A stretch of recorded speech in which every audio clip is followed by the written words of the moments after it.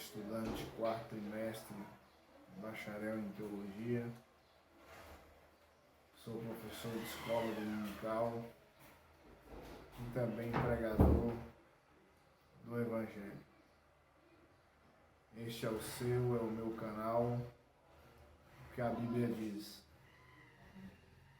E hoje nós falaremos sobre a morte, mas não a morte como o final de todas as coisas, mas de uma geração que não provará a morte. Antes, eu quero que você se inscreva no meu canal, ative o sininho de notificações, compartilhe esse vídeo para todos os grupos, amigos, todos os envolvidos e comente, deixe comentários. Talvez o vídeo não esteja do seu agrado, talvez não seja da forma como você queira, e aqui nós estamos para poder melhorar e servir melhor a todos vocês. Bem, o texto que nós iremos basear hoje se encontra em 1 Tessalonicenses, capítulo 4, do versículo 13 até o versículo 18. Não queremos, porém, irmãos, que sejais ignorantes com respeito aos que dormem, para não vos entristecerdes como os demais que não têm esperança.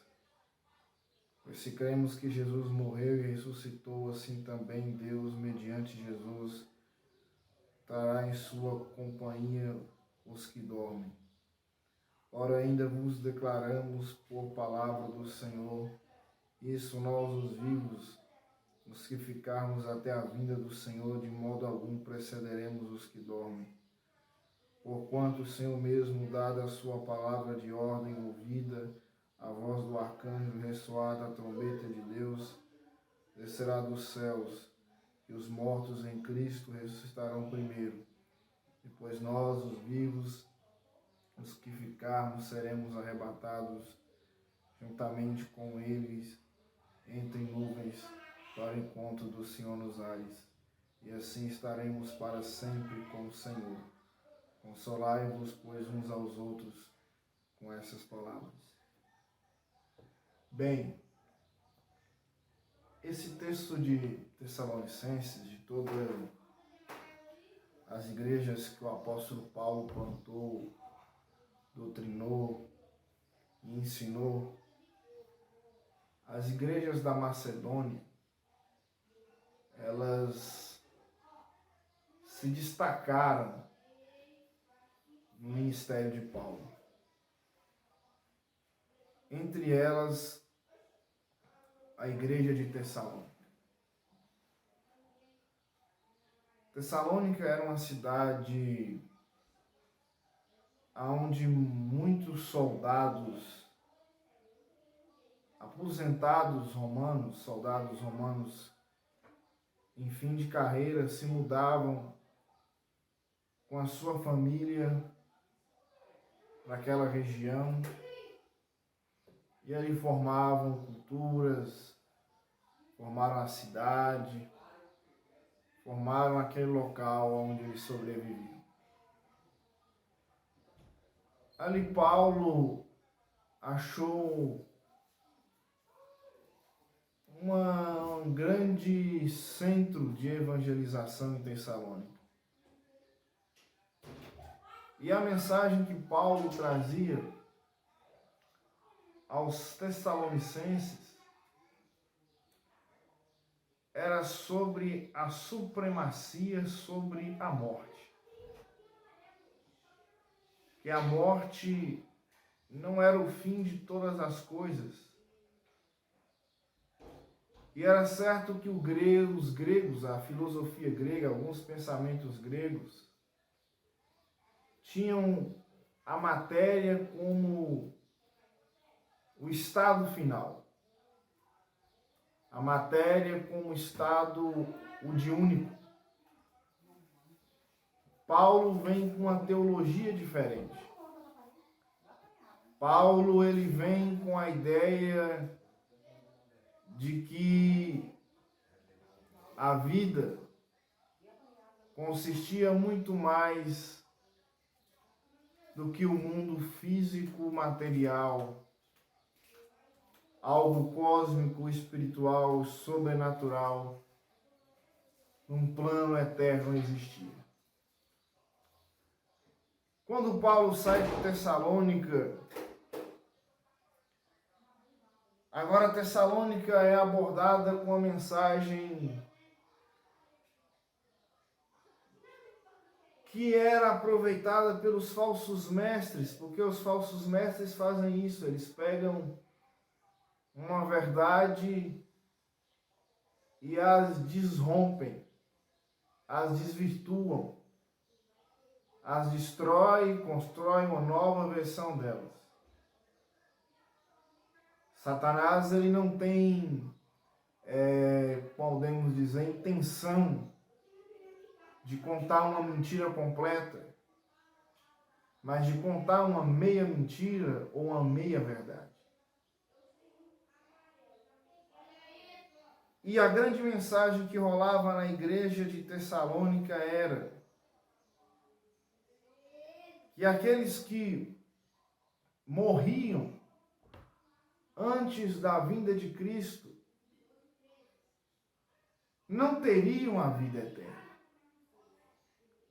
ou não passaria para a vida eterna. Porque a igreja de Tessalônica acreditava na ressurreição dos mortos, no ressurgimento da vida após a morte, mas também no que nós chamamos de arrebatamento. Então o apóstolo Paulo, ele escreve a seguinte mensagem para esta igreja: não queremos, porém, irmãos, que sejais ignorantes com respeito aos que dormem, para não vos entristecerdes com os demais que não têm esperança. Pois se cremos que Jesus morreu e ressuscitou, assim também Deus, mediante Jesus, trará em sua companhia os que dormem. Paulo aqui diz muito claramente a preocupação da cidade, da igreja de Tessalônica era que os que morreram antes da vinda de Cristo. E Paulo diz: olha, não se preocupem com isso, não se entristeçam com isso, isso não é motivo de preocupação, porque de forma nenhuma nós, os vivos, padeceremos os mortos. Porque os mortos em Cristo, aqueles salvos e que estão no livro da vida, eles ressuscitarão para a glória eterna. A ressurreição é um assunto interessante, porque nós vivemos em um mundo onde o nosso corpo é limitado, envelhecemos, adoecemos, estamos sujeitos a vírus como a pandemia, a catástrofes naturais como está acontecendo agora. Mas esse corpo ressurreto, aquele que era velho volta a ser jovem. A enfermidade não existe mais. E o que existe é um corpo dotado de todo conhecimento, sabedoria e gozo. Utilizando a linguagem metafórica, é um verdadeiro super-homem que ressurgirá dos mortos. Mas o apóstolo Paulo continua dizendo: pois se cremos que Jesus morreu e ressuscitou, assim também Deus, mediante Jesus, trará em sua companhia os que dormem. Ora, ainda vos declaro, por palavra do Senhor, isto, vós os vivos, os que ficarmos até a vinda do Senhor, de modo algum precederemos os que dormem. Paulo agora vai em outra questão.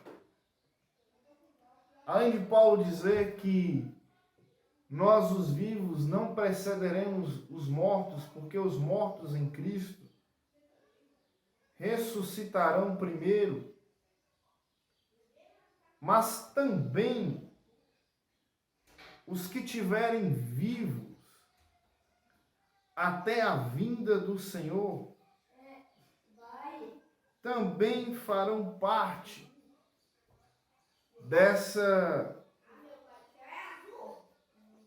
desse grande acontecimento, dessa grande ação. E nós chamamos isso de arrebatamento. E o arrebatamento quer dizer sugar, puxar, levar. E aqui o apóstolo Paulo diz: porquanto o Senhor mesmo, dada a sua palavra de ordem, ouvida a voz do arcanjo, e ressoada a trombeta de Deus, descerá dos céus, e os mortos em Cristo ressuscitarão primeiro. Depois nós, os vivos, os que ficarmos, seremos arrebatados juntamente com eles entre nuvens, para o encontro do Senhor nos ares. E assim estaremos para sempre com o Senhor. Consolai-vos, pois, uns aos outros com essas palavras. Existe um mistério que poucos cristãos conhecem e o mundo secular não conhece. Nós sabemos que a certeza que temos na vida é na morte. Alguns vivem como se nunca fossem morrer. Outros vivem querendo a morte. Outros vivem como se o amanhã não existisse. E tudo isso é uma maneira de tirar a atenção, ou a mente, ou o coração do homem dessa ideia de eternidade que há entre nós. Mas existe uma geração que não provará a morte. E essa geração é a geração do arrebatamento. A geração que encontrará Jesus nos ares. Porque o texto aqui é bem claro dizer: depois vós, os vivos, os que ficarmos, seremos arrebatados juntamente com eles entre nuvens para o encontro do Senhor nos ares. Ou seja, pessoas e cristãos do mundo todo serão sugados, levados vivos e transformados em corpos gloriosos para uma eternidade com Deus. Isso representa o arrebatamento. E agradeço por você ter me acompanhado.